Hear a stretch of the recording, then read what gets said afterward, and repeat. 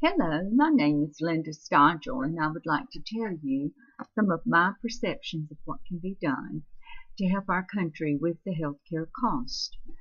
Tom Howell of the Washington Times indicates that looking back at history, we have found that healthcare spending tracks with economic growth. So as this economy is expected to increase over the next decade, health spending growth is projected to grow faster. Healthcare costs by 2023 will account for nearly one-fifth of our annual GDP at a 19.3% compared with 17.2% in 2012. 53% of the American families decreased the use of medical care in the last 12 months because of cost concerns such as medical bills, those that had depleted their savings, and those who were unable to pay for their basic necessities such as food, housing, or heat, according to Milstein and Darling. There are 5 broad areas of waste in healthcare that are unlikely to improve health. These are use of inefficient methods to deliver useful services, charge non-competitive prices for services or products, induce or incurring excess administrative costs in the healthcare section and health insurance sectors, and missing opportunities to lower net spending through illness and injury prevention. Examples of these may be illustrated as more than 3 million preventable serious adverse events occurred in hospitals annually, with over half attributable to hospital-acquired infections and adverse drug events. These are estimated to cost a $16.6 billion annually. A lot of service categories show excessive use of lab and x-rays, mostly due to no access to prior medical records.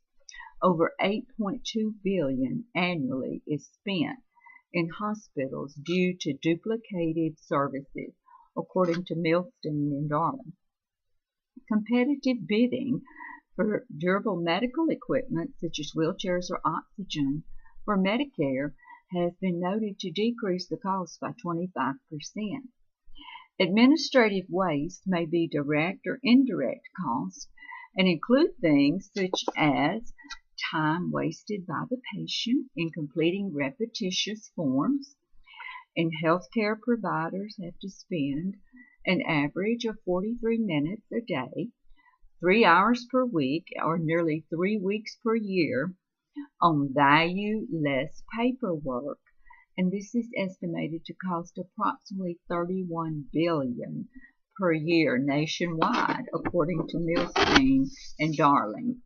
Other cost is the time physicians and healthcare providers must spend on requirements imposed by third-party payers and insurance companies that have shown to add nothing to the healthcare value, and approximately $26 billion annually is contributed to differences in payer billing rules that do not add any value to healthcare, according to the Massachusetts General Hospital Physician Organization.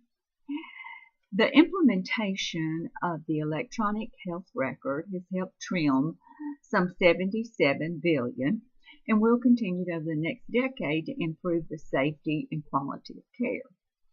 Hospitals can re-engineer the discharge planning process for better education of their patients, improve the communication between inpatient and outpatient clinicians, as well as home caregivers.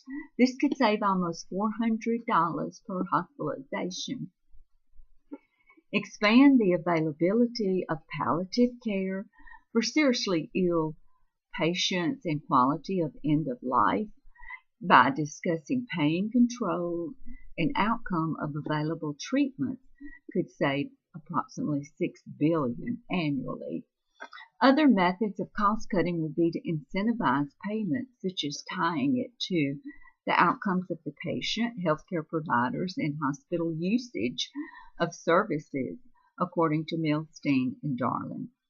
Other suggestions is to increase competition among health insurance companies to help keep the premiums down.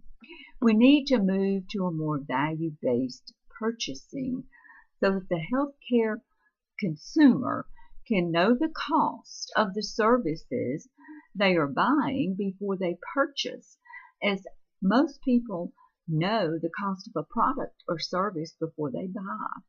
We need more transparency with which can occur through education of the consumer and less shrouding of healthcare cost, according to Sherman from the American Nurse Today.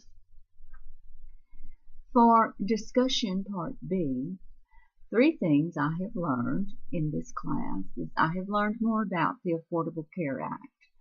And I think this is important because it is the law regarding health care. And we as future APRNs need to know what is covered and how to guide our patients through the system to get the care that they need. There have been revisions and will continue to be, I'm sure, as it evolves. But it's in our best interest that we all know how to help the patient. I've also learned about the process of legislation and regulation that a bill must go through. This is important because as APRNs, we must keep abreast of our upcoming proposals and know the channels to work through to get resolutions of particular problems passed. The benefits of this Triple Aim project was real impressive to me, and this is because the health of the individual and the population improved, as well as there was a decreased cost of care. And this helps to prove that we can have quality care and it can be delivered in a manner that helps everyone. All of these factors are important to us as APRNs, then we will use them on a daily basis in our practice and contribute to providing the best care possible at the lowest cost, as well as helping us stay abreast of new legislation for our profession. Thank you.